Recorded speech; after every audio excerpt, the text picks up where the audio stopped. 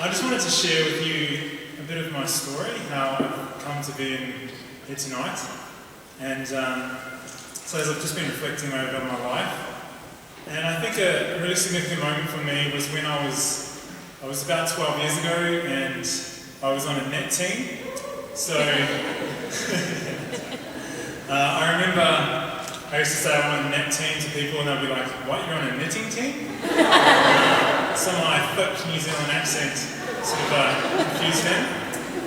But I was on a net team, a national evangelisation team, and I remember one day, I was actually during the Vocation week here in Australia, and I was getting some brochures to bring back to our house to give to the young people, to tell them about, Vocation and to be open.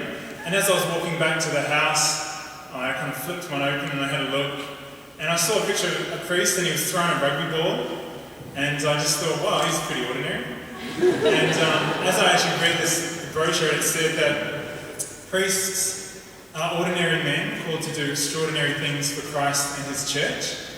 And so as I read those words, I thought to myself, well, I know I'm ordinary, and maybe God might call me someday. And I guess that was really the opening for me to start to think about the priesthood. And so after those 2 years on the net team, I kind of thought about it, prayed about it, talked to my teammates about it, and I eventually kind of plucked up the courage to actually talk to a priest about it, and he sort of encouraged me. And I got to the end of that time and came back to New Zealand, and I thought, well, I think it's time to just take a step and actually talk to somebody about how seriously I'm thinking about the priesthood. So I went to a good friend of mine, and his name is Father Rick Luffman, and he's here tonight.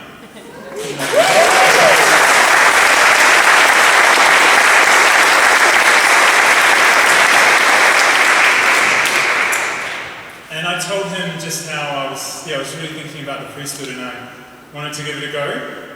And so I went away, and shortly afterwards, I guess the magnitude of the whole thing kind of came upon me, and I thought, I don't think I can do this. And I got cold feet, and I was like, I don't know if I'm going to do it. And I went back to Father Rick, and we prayed together. And I don't know if he had the image or I had the image, but there was an image of Jesus just sitting on some steps. And in my mind, it was like Jesus was sitting on the staircase that my dad actually built in our home. And he was saying to me, just take one step at a time, and I'll be with you all the way. And I realized at that moment that I was like trying to jump to the top of the staircase just by taking a small step. So I took that advice to take one step at a time. And so I eventually joined Good Shepherd House, which is a formation house in Christchurch for diocesan priests. And I was there for 2 years. And after the first year, I guess I felt good where I was. But as I kind of thought about the future, I didn't really think, I thought I don't know if this is really where I'm meant to be. And so I borrowed Father Rick's computer sometimes and used the internet.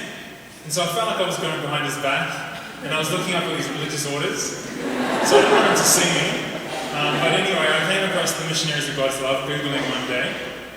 And as I read about the Missionaries of God's Love, and just their way of life and the brotherhood and the mission, I just experienced just in my heart I thought, well, if I want to be a priest, that's the kind of priest I want to be.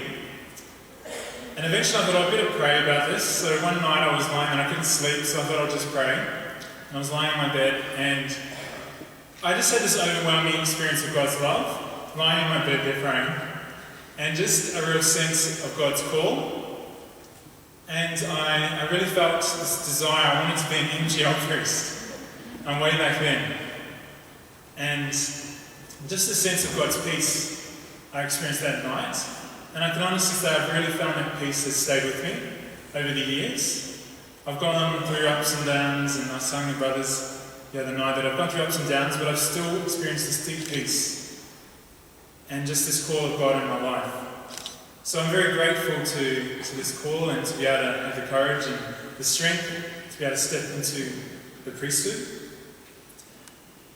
And I just want to thank you for coming tonight.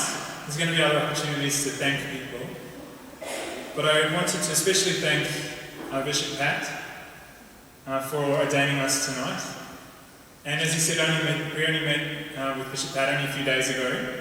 But myself and Ray, we were really touched by his warmth and his care, as he would have experienced tonight, that he really encouraged us.